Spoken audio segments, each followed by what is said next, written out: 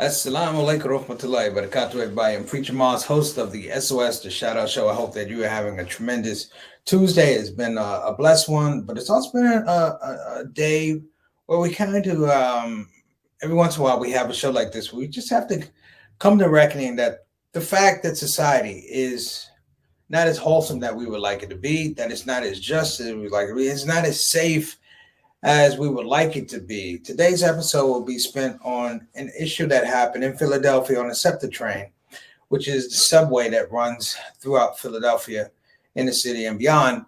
The case that we're going to speak to is the case of a woman who was sexually assaulted on the train. Not only sexually assaulted on the train, but she was sexually assaulted on the train as people looked on and didn't assist her with any type of assistance, any type of help. Even more so, they actually filmed her with their phones, and some of them even uploaded it up to social media. The argument for this being somehow mildly humane or okay, there's no argument to be made. There's zero argument to be made. There's no rationale that you can put out that, first of all, justifies rape, one, and two, justifies the fact that it has now become a spectator sport, outside of saying that this day in 2021, brothers and sisters, we have to come to grips with the fact that there is a war on women.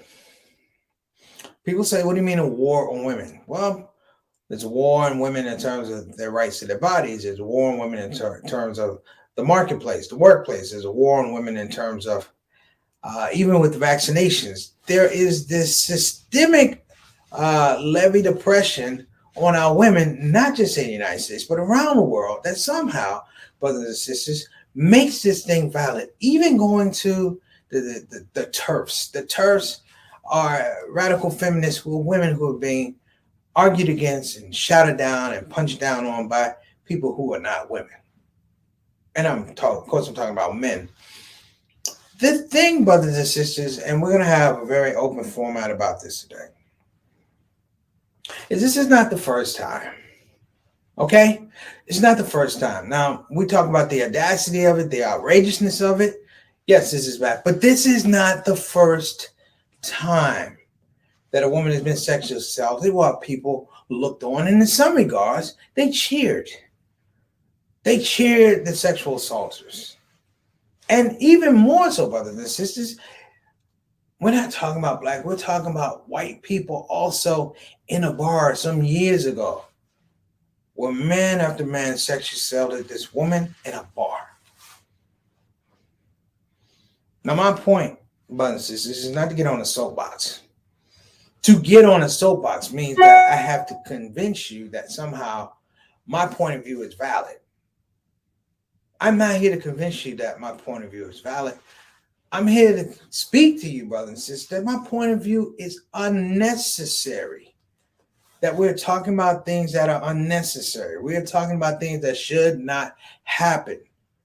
We're talking about a suspect who's being caught by a SEPTA worker because the people on the train, brothers and sisters, whose lack of courage, lack of compassion, lack of mercy led to this woman being sexually assaulted, because it didn't just happen. You know, we have the report. We have the data that says that this thing went over a period of moments, that this man harassed this woman. He groped this woman. And then when no one else jumped in, he put her on the floor and he raped this woman.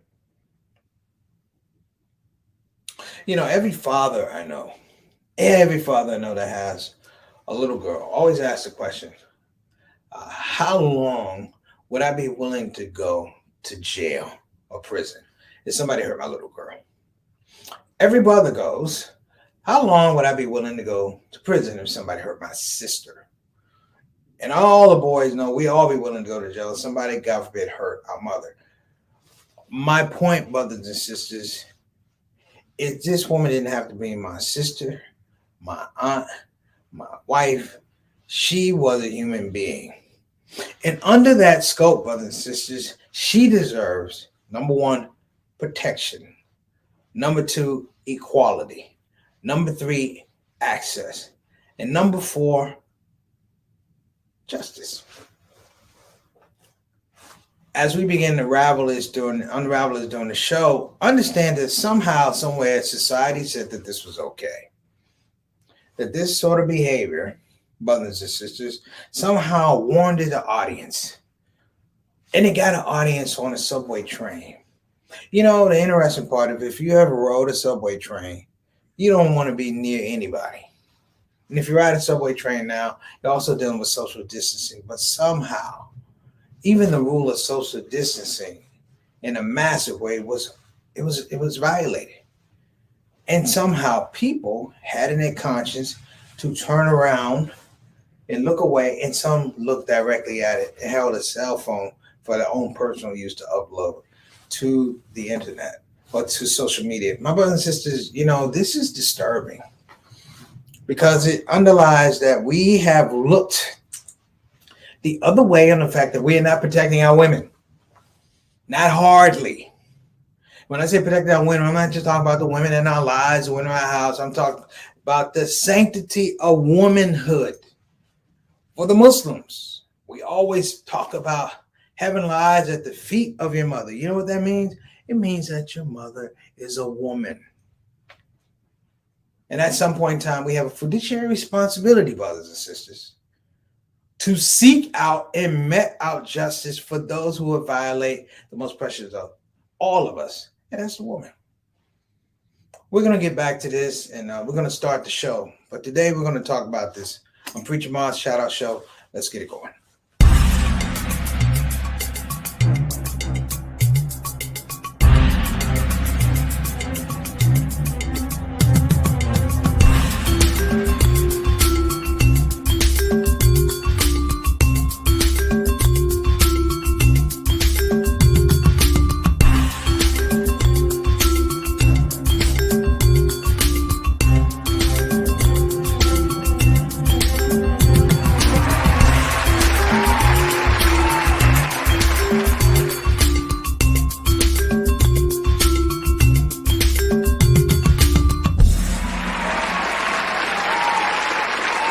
Now know new disturbing details about a reported rape on board of a ShOUT train on the Market-Frankfurt line tonight. A suspect is in custody.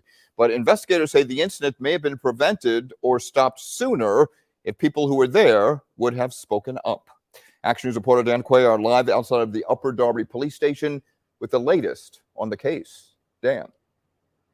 Rick, from surveillance video on the train, police say there was no doubt this was a rape. Police say what surveillance video also shows is there were other people on the train who watched and did nothing to stop it. Instead, they were filming it and may have posted it on social media. At SEPTA's 69th Street terminal, there was shock among commuters that a woman had been raped on a train. Just knowing that we have to ride the train every day, we have to be actually looking for stuff like that to happen. You know, it's kind of scary. It was Wednesday night, just after 10. A woman had boarded a westbound train on the L, headed for the 69th Street station. Police say a woman was sitting alone when a man she did not know, identified as 35-year-old Fiston Noy, sat next to her and tried to start a conversation. That the man tried to touch her sexually, and then that the victim tried several times to push him away. The suspect threw her down, ripped off her clothes, and began to sexually assault her for several minutes. A SEPTA employee then boards the train, sees what is happening, and calls police. The call came in from a SEPTA employee, we're not exactly sure where, stating that something wasn't right on the L with the female. The victim, who apparently went into shock, tells police the last thing she remembers is a SEPTA officer pulling Noy off of her. She was taken to a hospital for treatment. Noy was taken into custody. What is startling to police is that there were a number of other people on the train who witnessed the rape and did nothing to stop it. Instead, some of them filmed it and may have put it on social media. There was a lot of people, in my opinion, that should have intervened. Somebody should have done something. It speaks to where we are in society. I mean, who would allow something like that to take place? Commuters were also outraged to hear what others did while the rape was going on. I mean, it's horrible because they were bystanders, and you know, it's the decay of society. It really is. There's no decorum. Anything goes. Fiston Noy has been charged with rape, sexual assault, and numerous other charges. He is well known to police and is believed to be homeless. He's being held in lieu of 10% of $180,000. All right, everybody, we're back. Let me even throw this out here that the man who did the sexual assault, his bond is $180,000, which means that he could actually be on the street for $18,000. Now that's probably not going to happen because they say that he was homeless and things like that. I don't know his condition, but here is the thing that puzzles me. In the report that's made, number one, they had cameras that were on the train that caught the act going on. That's number one. Number two, the aspect that you have onlookers. Okay. Now I know on the subway train we don't like to look people in the eye that we don't know because we don't want to have that weird engagement. Nonetheless, brothers and sisters, and I'm going to date myself here. I'm going to date myself. I don't really care. When I grew up, if this thing happened, there probably would not have been an arrest of a subject or a suspect. You may have eventually got him, and only Allah knows what condition he would have been in. But there would certainly be some type of recompense taken out of his hide because we just don't do that. And if you're talking about people on a subway train who somehow find joy in this fetishness of watching a woman be oppressed sexually on a train, it's not shame on you. You just should not be a part of society. I'm sorry. I wish they had a list of everyone on that train that looked the other way. And if there was a way to take their humanity card away from a certain point in time, I would. And I would even say that on the day of judgment, that video be shown. And if the question is, why didn't you help? Why didn't you help? Are we a society that's become so weak, brothers and sisters, and especially men? Have we become so weak, brothers and sisters, that the whole idea of go along, get along, or the whole idea of just keep it moving, for lack of a better word, underscores the fact that we're not, particularly in the men category, people who are capable of tending to manhood issues. We're not capable of tending to things that define us as human, but as men. Things that define us as believers. It's a sad commentary when the superintendent or the supervisor of the SEPTA goes, I talked to the victim and she's a strong woman. She's not a strong woman. She's been violated. We don't need you to give us an idea how she's doing from a phone call. You know, too often, brothers and sisters, too often, we look the other way because it's easy to do so. Or we apply the weakest of engagement to point out something, to say that's wrong. And we get comfortable with the weakest of it. We're going to get to it. We got some people in our spot. Sister Zatani, you want to go ahead and give us our folks in the box already, please? We got Sister Ree. Assalamu alaikum wa rahmatullahi wa barakatuh. Sister Ree, how are you doing? I hope you're doing well. Peace and blessings to you and your family, Derek, Juan, the whole crew. Glad you were able to join us. Appreciate your support. Next up, Sister Rabina, all the way from the UK. You know we miss you, Sister Rabina. We are so happy that you're able to join us today. I hope you and your family are doing well. You are always a welcome visitor on the Shout Out Show, all the way over from the UK. You know we miss you, and you always have a spot on the Shout Out Show. Thank you so much. Wa alaikum assalam wa rahmatullahi wa barakatuh. My main man, Altaf Rashid. Also, salams to my sister Rabina. I think I forgot to give her salams. What's going on, brother Altaf? I appreciate you, man. Thank you so much for joining us on the show. I call him Mr. 6 o'clock, straight up, straight down, because he's always on time for the show. A great supporter of the show, and we appreciate you, brother. He is our official Canadian ambassador to the show. Make sure the quality control is good on this side of the border and that side of the border. Thank you so much. Next up, Sister Salim, thank you so much for coming on the show. I hope everything's going well in your classroom. Peace and blessings to you and your family. Give the imam and the imam's wife my best. Thank you so much. And I hope that your teaching season has started off well. Thank you for joining us. We're going to go ahead and keep moving. I know people have some comments to make. My little brother, Johnny L. Thomas, JT, thank you so much. Wa alaikum assalam wa rahmatullahi wa barakatuh. Thank you so much for coming on the show. Appreciate you. I need to talk to you after the show, inshallah, if you have a chance. Next up.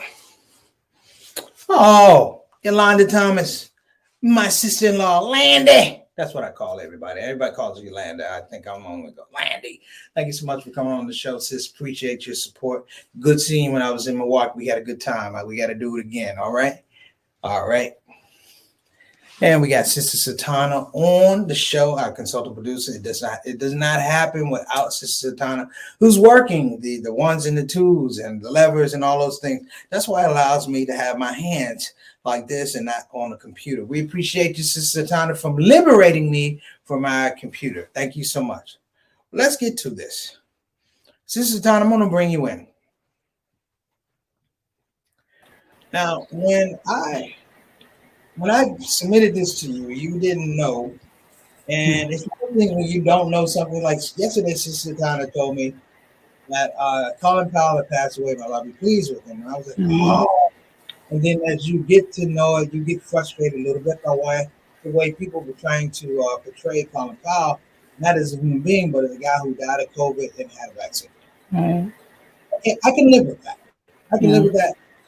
But this is something that's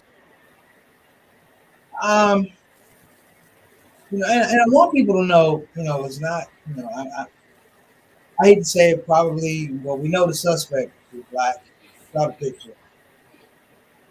But there's a pretty good percentage that the victim is black. But it's interesting, they had a case like this up in Boston, well, not Boston, but Massachusetts, where a group of guys wound up doing the same thing to a white woman.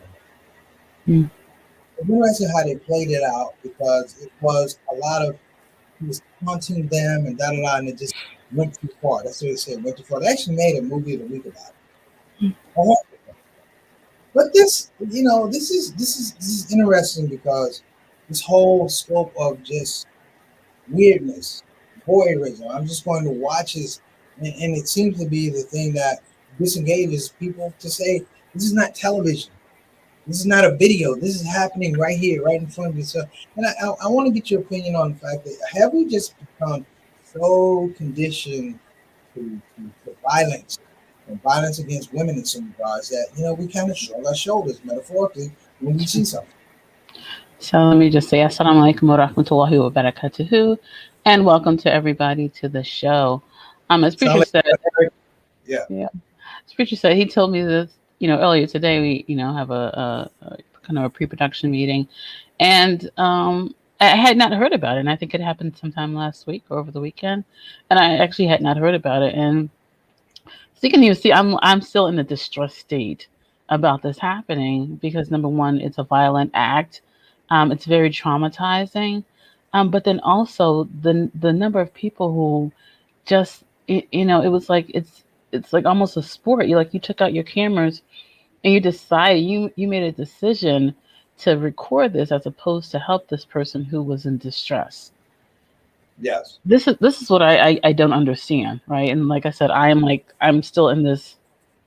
I can't understand it. So you're filming this as if this is some animal type of event that's going on, and not seeing this person as a human being, and so you felt a need not to help them. I cannot understand that. I think the thing too is, have we, in some regards, society, in some regards, some aspects of society, develop an appetite for this type of thing? We were talking about cartoons a while ago, and I talked about when the Holocaust was going on, that one of the most effective pieces of propaganda was the cartoon. So the presentation of Jews in these cartoons in Germany around this time was that they would take the features and thin them, grossly thin them, so that they didn't look like people. They looked like rats. Right. They look like rats. And I'm not going to sit up here and lie to you. I've heard some of the terminology used about women. Yeah, I've heard the term hood rat. The whole idea of a hood rat, if you will. Yeah. You thinking about some of this type of stuff. Right. And we have videos. I'm sorry, I'm old school. I grew up with Grandmaster Flash and Furious 5 and The Message and and this whole idea of objectifying women. And my great teachers told me is if you get into a point where you objectify anything, then you have a propensity to defile it. Mm-hmm. Have a propensity to defile it, meaning that the space where you would normally interject logic, it has no filter. It has nothing to buffer it. Like you're not talking consequences. That was my whole thing about this. Sister Salim said, they should be charged as accomplices. It's illogical. Yeah, I'm going to put up some. Sister Rabina had a comment too. I want to put her comment up as well. Rabina had a comment too, but I'm like, I agree. In any other situation, your failure to act, that's criminal. Right, absolutely. You have fiduciary responsibility as a human being.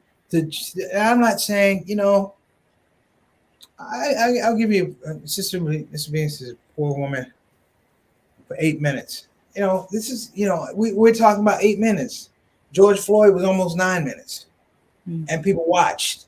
Now people have a different situation; they didn't know how to take it, But it's just as serious, brothers. It's just as serious. I mean, I remember a couple summers ago, I was shooting basketball.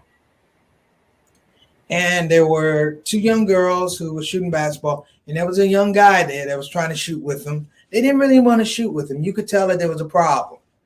You could tell there was an issue. And the young man kept harassing this one girl, leaning over her while she was sitting down, leaning over in a very inappropriate way, I thought. And when she tried to walk away from him, he would follow her and all this type of stuff. And when she was sitting down, it was so deep, I couldn't take it. Like I couldn't shoot basketball. Like I was like, this thing is really bothering me. And I'm thinking, this can't go on. It's wrong. And so you go through the whole thing, change with your mouth, your hand. And I'm like, it's not going to make an imprint on my heart. And I remember dropping the basketball and walking over and saying, young man, can I talk to you? And I never felt so old in my life. But I was like, young man, I need to talk to you. Like an elder, like a 70-year-old man would say. And I said, I need to talk to you. And I said, hey, listen, do us both a favor. Leave that young lady alone. Whatever it is you're selling, she ain't buying. I said, the number one. I said, number two is she's asked you to leave her alone. And I've heard it. I said, number three, don't be in this thing that when she says no, she means yes. You're not a mind reader. Leave her alone. He was like, oh, you don't understand. One day she's going to be my wife. I said, yeah, but it ain't going to be today. Yeah. It's not going to be today. Yeah. You don't have the idea somehow you're presupposing that she somehow likes you, and she is somehow asking for this treatment. Yeah. Let's read some other comments that are here. So Sister Amatula says they should still be charged as accomplices. There isn't a good Samaritan law that was broke. There isn't a good Samaritan law that was broken, and to film it. That's exactly. It's like you made the decision to film it and not do anything. It's mind-boggling. Sister Rabina said a man tried to beat and abuse a woman on the Central London train, and all of the passengers got up and beat him to the ground. We don't mess about in Central London. Kudos to them, Sister Rabina. Really. Yeah. Brother Ataf, who is in Canada, he says, let's see, it's the fight for fame and likes, so true, that have drugged people and made them numb to their surroundings. That is such a great point. It really is. Sister Rabina said, I believe the American passengers were also probably fearful that the perpetrator was carrying a gun and so did not protect the victim. Even so, I mean, at one point they were like, he disrobed, he had nothing on him at that point. So, I think they still could have did something. What? I take my chances. To be honest, I take my chances. Yeah. I've been in situations with brothers, and it's like, we don't know the situation. we saw a sister being assaulted. Mhm. We weren't trying to find out the reason or, oh, this is my woman. We ain't even over here because of that. Right, We're over right. here because we're men, you know. And hey, Mm. uh, Sister, I'm not proud of it. I'm not mhm. proud of it. Yeah, we've been involved in some fights against this because Sure. we couldn't stomach it. We could Right. not. Next, Right. Sister Amantala said the caring had to leave your body. It wasn't enough to hate it in your heart. So true. And Sister Rabina said the passengers were complicit in this crime. I think the ones that certainly taped it, who filmed it, were certainly complicit in the crime. If someone, but they were just in the vicinity. They taped it for their own personal gains. Because if they repost, like, why would you tape it? Like, for real. And as Brother Artef said, the likes and the fame of it. And so I'm hoping that social media pulled them down and actually flagged them and actually will report them. I really do hope that. they should have never been. They should Yeah. never been. It should have gone against some policy of social media, but they should have. Are we in a space where Mm. women? Are we in a space whereby you know folks find value in traumatizing women? I remember this case in India, like a few years ago, where a woman doctor who was assaulted by several men on a bus. And I'm like, what? It was the same, like, where was can't people just get together and just like tackle it was just like, this is Let me give you traumatic. a story of how it was handled in Africa. I Mm. won't say the country or whatever, but there was a man who assaulted a young girl in Africa. And the tribe was so upset, they wanted him. So eventually what happened was, to avoid the rest of the tribe, he went and turned himself into the police, thinking that I'd be safe with the police. What the family in that village did was they raised all the money and they paid his bail. Perfect. And he was forced to leave the police office, Awesome. the confines of the police Mm-hmm. precinct. And of course, he ran and that village caught up to him. And it's clear he's not with us anymore. Mm. Am I advocating violence? I can't honestly say I am not. You can't violate people like that. Mm-mm. You can't take people's humanity like that. I don't know if people really understand that from a male perspective. It's like, you can't take somebody's humanity like that. Like, you can't get it back. You can't get it back. I mean, I've talked to victims of male rape. Mm-hmm. And the thing that they say is that once that's gone, yeah, exactly, your dignity is gone, your humanity is gone. It's like there's nothing in this space to make you whole. Right. And we know it's just not, the violence is not just against women. And as you said, there's definitely violence against men as well. But it's basically taking the humanity. We have a couple more comments. Brother Mustafa, assalamu alaikum. From Houston, how are you? So filming has become a norm. Habits have been created wrong. When the help comes, the human cohesiveness is definitely corroded. How do we get back to our humanity? And that's, basically what we've been saying. It's like there's no humanity, and how did we lose it, and how do we get back to it? Sister Rabina says, I really detest the term wifey and baby mama, as it takes away the respect and human aspect of a woman. So yeah. I mean, we have terminology. Yeah, we do. We have terminology that somehow baby mama is not the same as mother. No, it's not at all. At all. Baby mama is. But you know what it does? It pulls away from possession. It pulls away from purpose. So it's baby mama, and I'm not a big fan of it either. No, I'm not, and it's not that it's also been accepted by women, because women be like, okay, I'm a wifey, and I'm like, but that's not, you're not the wife. It's like, in quotes, right? Like in quotes, like, what are you playing around? Like, what are you talking about? So even when and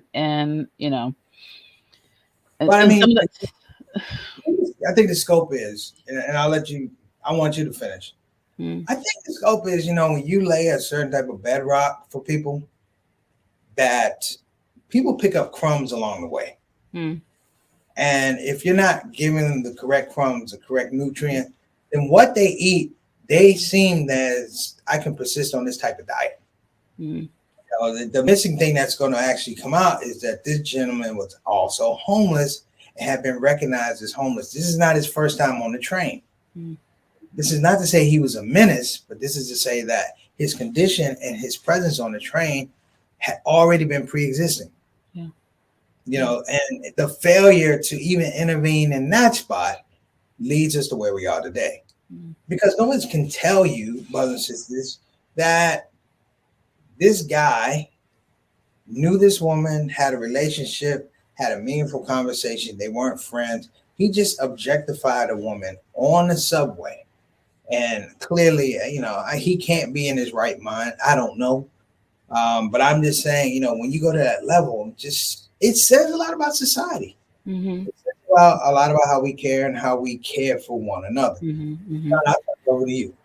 Yeah, I would say that, you know, I'm getting back to, you know, kind of what Brother Mustafa was saying about, you know, how do we get back our humanity? And it does have to go back to this, you know, our moral compass. You know, it's like we have to stop accepting some of these things. We look to social media for the norm, and we look to social media to get our answers from. And I think that, you know, you have to look at because this is the social media age, right? And I say that because they're videoing and they're putting it up for likes, and so that's why I'm talking about social media. We have to stop looking to that as kind of the leader, right? And whoever is behind it, that, you know, we need to appease the people that are behind it, and we need to, you know, I think I was having this conversation with my dad. It's like